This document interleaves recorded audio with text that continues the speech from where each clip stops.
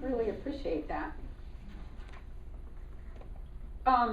So I am talking about patience today. And David Carradine, do you remember him? Who was in Kung Fu?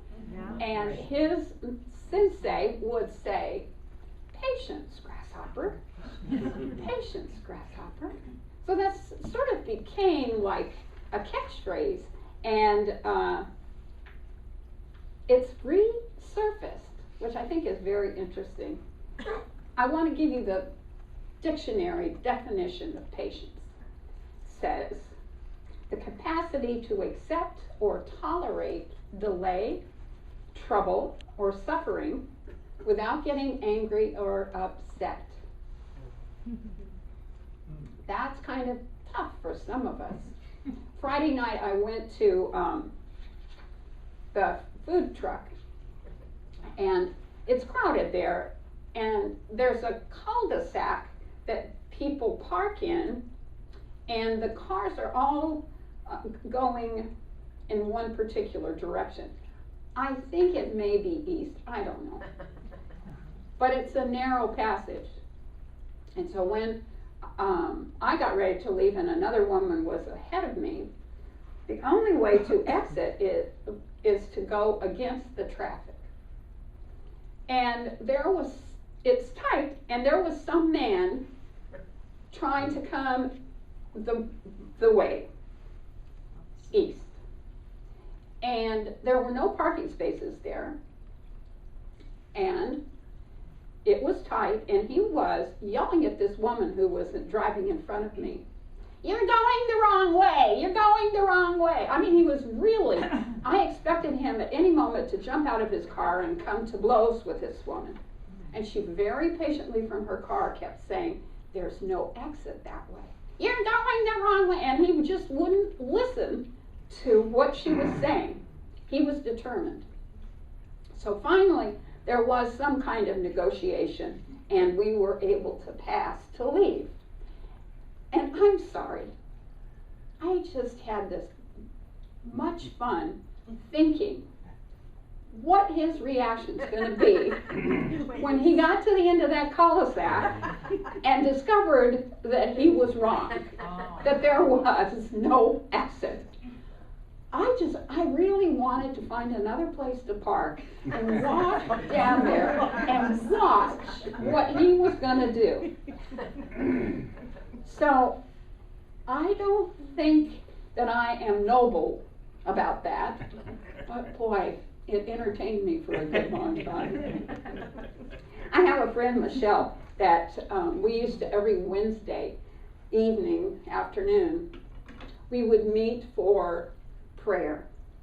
And we did this for years and years. I may have spoken about Michelle before. So one of her prayer requests was to have patience. She was a school teacher.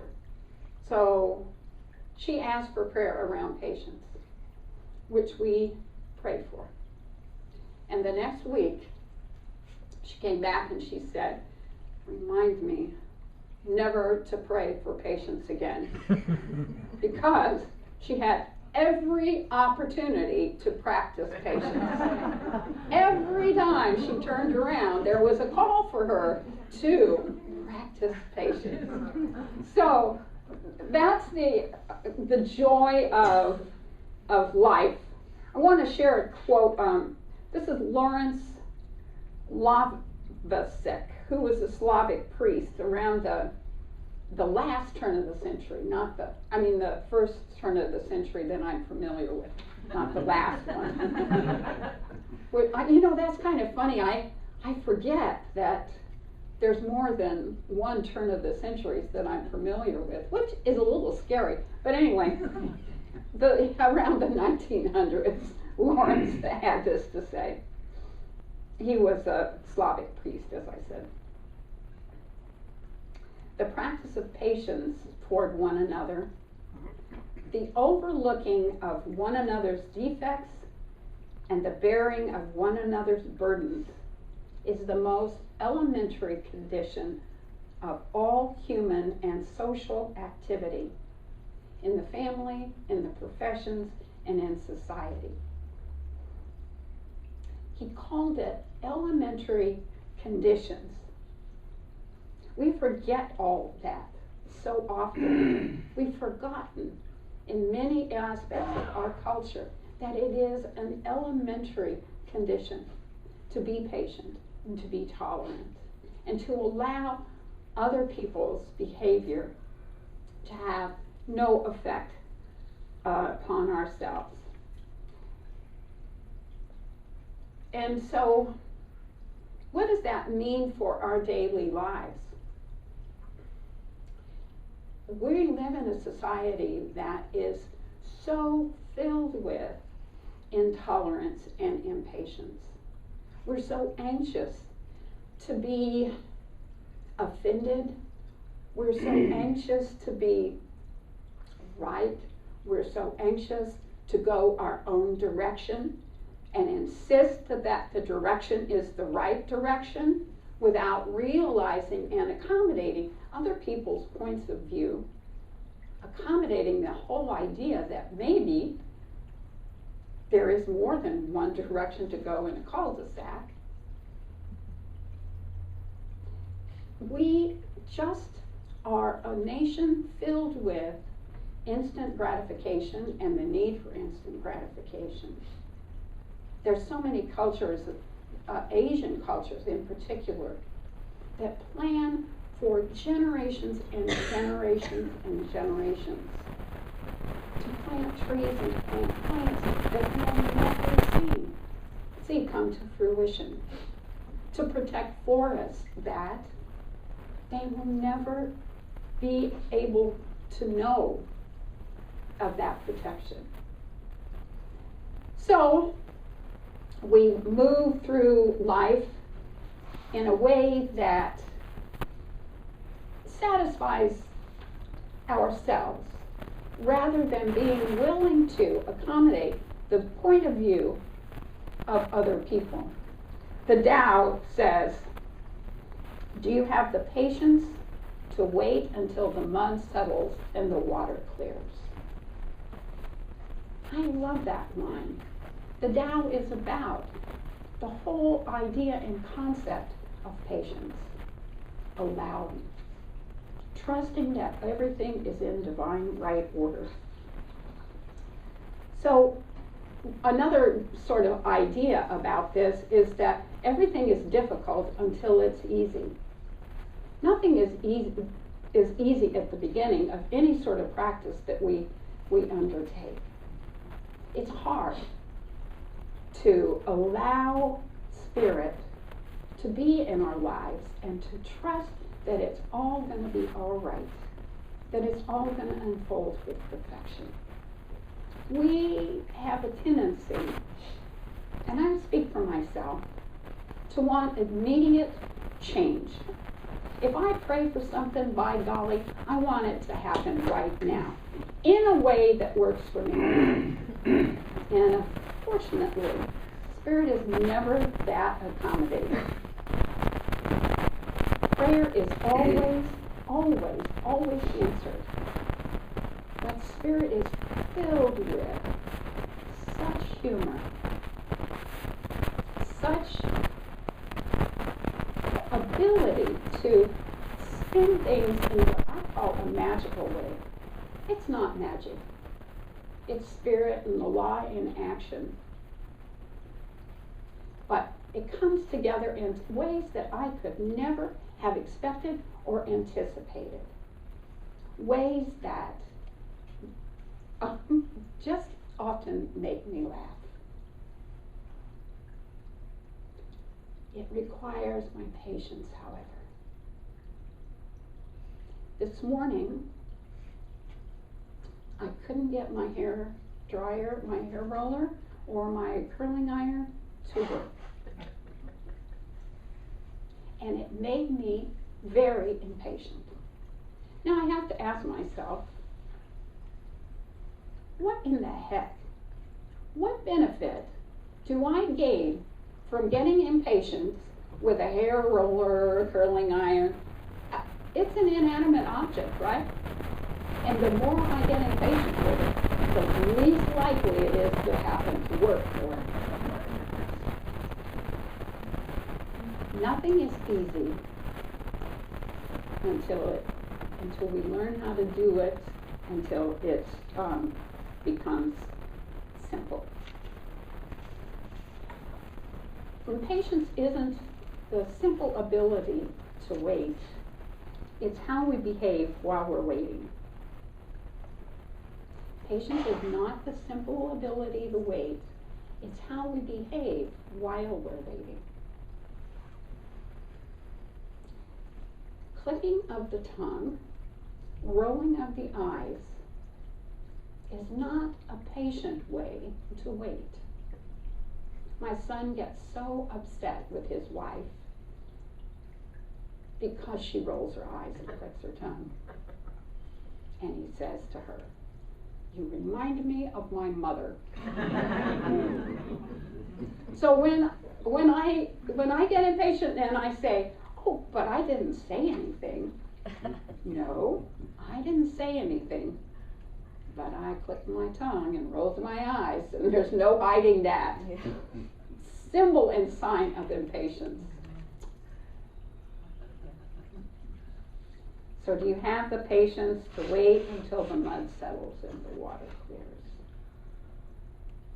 Do we have the patience to wait until we have the money to buy a car rather than putting it on credit? Do we have the patience to learn to become a doctor or a minister rather than just wanting it now, rushing forward? All things good, all things worthwhile do take patience and do take tolerance. They take waiting for,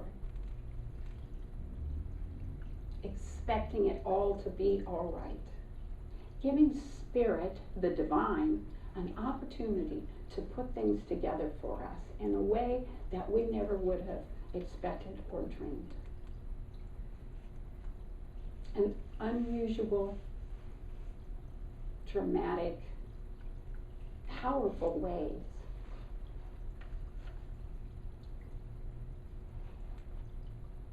My niece is going to move to Seattle. And she has been in a spin about, before she learned she was going to move to Seattle, she needed to buy her daughter's house, she thought, so she could clear the money and let her daughter buy another house. She'd been living in her daughter's house. And she'd been concerned because her renters had moved out of her son's house. So she essentially had two houses that she was caregiver for. Her son's house she was overseeing renting for, and her daughter's house she'd been living in and she wanted to get out of it. But anyway, the point is that because she hadn't gotten a mortgage to buy her daughter's house, because her renters in her son's house had moved, all things have worked out perfectly because she learned that she is going to get a new job with her company and move to Seattle where she had wanted to be. Had she bought her daughter's house, she would have been encumbered by that mortgage. Had the renters not moved out, she would have had to have stayed in her daughter's house. Now she's free to move out of it and get it all ready for sale. And she was in such a spin about it, but now as she looks back, she's able to say, what a blessing. I wasn't able to sell my house, I wasn't able to buy that house. What a blessing I wasn't able to move, to have renters in there. And so it's all worked out for her perfectly. But she was in such a spin about it. And it happened that I was in Albuquerque when all of this tumultuous turnover was going on for her. And I said to her, you don't know the rest of the story. Just take a deep breath. It's all going to be okay. Can you guess what she did? clicked her tongue and rolled her eyes. That was on Friday that we had this conversation, and I said to her, just trust it. It's going to be fine. You don't know the rest of the story. But yes, and I have to pay, and this and that, and oh my gosh, and blah, blah, blah. You know, we all have those conversations. Monday, she learned that she was offered this job. Just that way. And so she said, what if I had gotten that mortgage and I would be encumbered by this house? What if these people hadn't moved out and I wouldn't have been able to move in to free up the house to sell? It was all layered and dependent on all things working together. And it did. Just miraculously, like a little miracle. And when we have the patience to trust that it's all going to work out, it always does. Sometimes things turn around just like that. That's my preference. Sometimes they take some time. Sometimes we have to be patient and allow the universe, the law of the universe, to put things together in traumatic ways.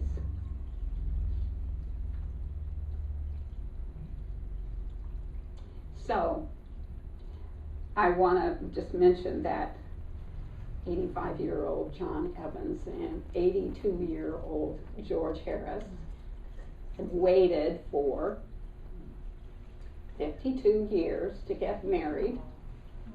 That's patience. But they were the first gay couple to get married in Dallas County. That's patience. To stay together and to be hopeful and trust they are going to be able to be married. That's miraculous. Who would have thought it? My beloved Mark Napo says this. We haven't heard about Mark Napo in a while, but no, I can't go too long. Have Napo withdrawal. Napo says, given enough time, most of our enemies cease to be enemies because waiting allows us to see ourselves in them. Patience devastates us with the truth that, in essence, when we fear another, we are fearing ourselves. When we distrust another, we are distrusting ourselves. When we hurt another, we are hurting ourselves. When we kill another, we kill ourselves. We have to have the patience to allow all of the healings to occur. He continues, when hurt or afraid or confused, when feeling urgent to find your place on the earth, hard as it is to wait, and things as you fear them will, more often than not, shrink into the hard, irreplaceable beauty of things as they are. The irreplaceable beauty of things as they are. And which you have no choice but to be a part of.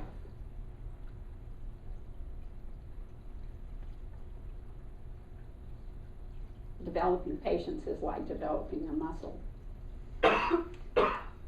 The more you use it, the stronger it becomes. The bigger a tool, the more powerful a tool it is for you. Learning how to take a deep breath. And that's one of the tools that I would suggest you use. Taking a deep breath and being present. And practicing with the small things. Practicing taking a deep breath when someone behind you is honking the horn and telling you to go through a light. And they perhaps do not see the little old lady that's crossing in front of your car. Or they are unable to see that there is no exit at the back. Just taking a deep breath and practicing patience. Allowing yourself to remember the times that you have honked the horn, that you've gotten exasperated with a driver that you believe is not driving correctly. Just breathing deeply. Allowing yourself to let the mud clear and the water clear. To be peaceful. So another thing to do is to learn to notice when you're becoming impatient, to interrupt the click of the tongue and the roll of the eye before they show up. Notice what part of your body is becoming tense and ready to get impatient. And then asking yourself, what is this person doing, or how is this behavior causing me fear? Causing me to notice about myself.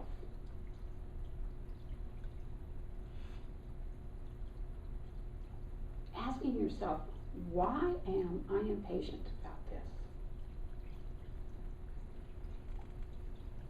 Why was I impatient with the hairdryer and the curling iron? Well, because I could be late to church, because I look like a witch.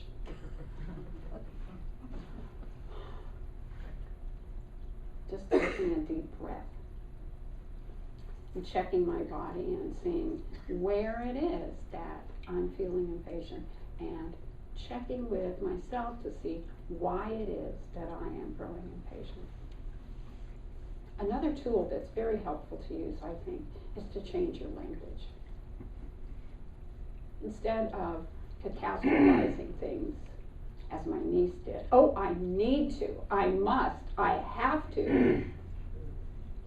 Shifting the language to, I would prefer, I would choose. And then when things maybe don't work out immediately the way you want them to, I would prefer that it worked this way.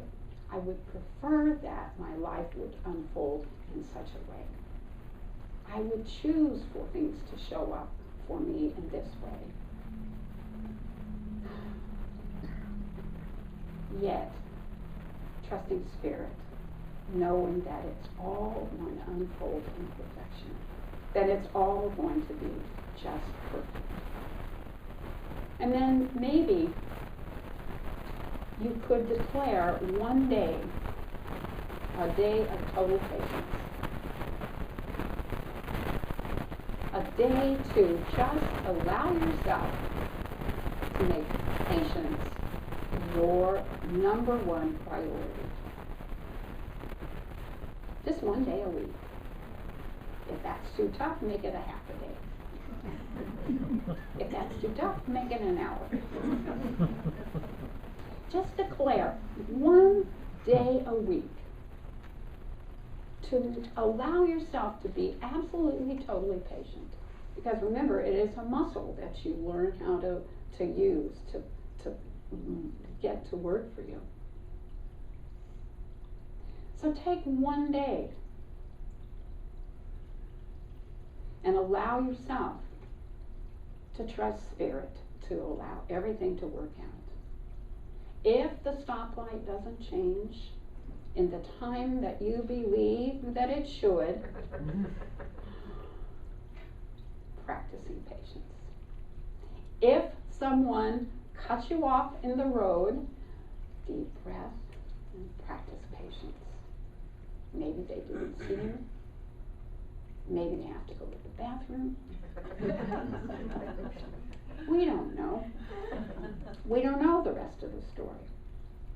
We only live our lives from our perspective, and that doesn't serve us very well. it certainly is easier and better and more comfortable to sort of step out of ourselves and notice that there is another point of view. There are other ideas. And finally, my suggestion is perhaps you could take up David Carradine's Sensei's mantra and say to yourself, patience, grasshopper. Patience, grasshopper. Patience, grasshopper. I love you all. And I bless you, and I thank you for your patience. Namaste. So I would invite the practitioners and everyone to stand with me and join with me as we say our final affirmation. A prayer.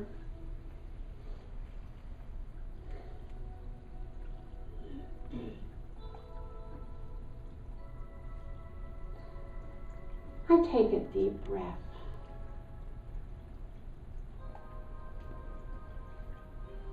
And I allow myself to know that power, that presence that I call God is infinite. There is no hurry for God.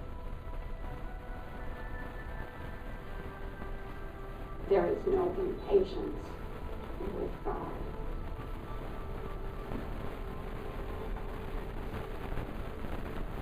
The divine universe has infinite patience with me. I remain with God.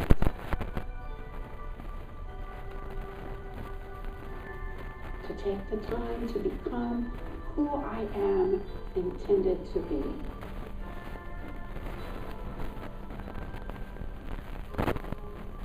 To take the time to be kind, to take the time to be loving,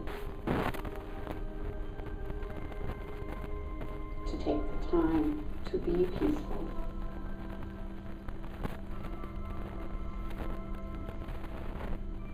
to take the time to allow others to express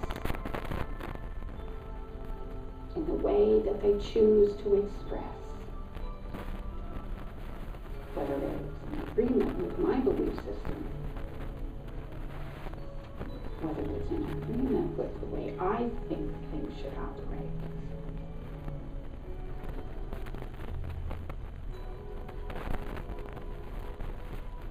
I allow myself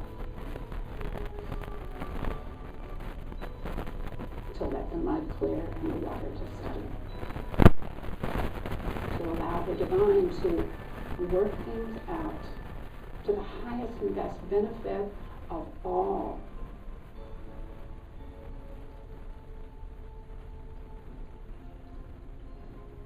All is well. I know that to be true.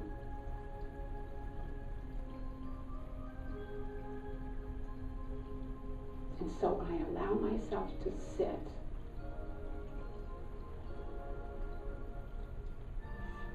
in the comfortable peace of that knowing. To be patient. To be patient with myself. To be patient with those that I interact with. To be patient with the unfolding, reflection,